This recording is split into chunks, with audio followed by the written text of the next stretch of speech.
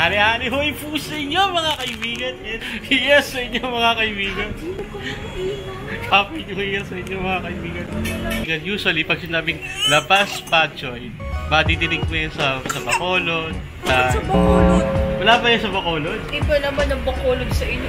Ang Bacolod part yun ng Negros. Pero pwede pa may Patchoy? Meron din, pero ang original na ano ng Patchoy talaga, isa lang.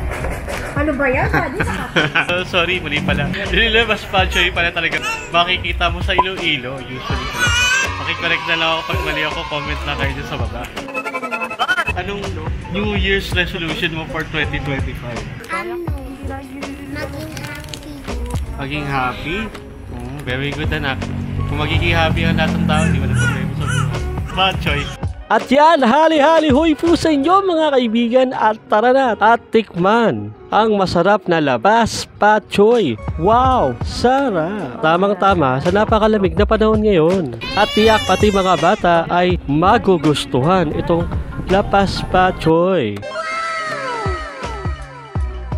At meron itong napakasarap na noodles, napaka-meaty na pork. Namit. At meron itong napakasarap na sabaw. At bagay yan, partneran ng napakasarap na putong bigas. Sarap! Namit.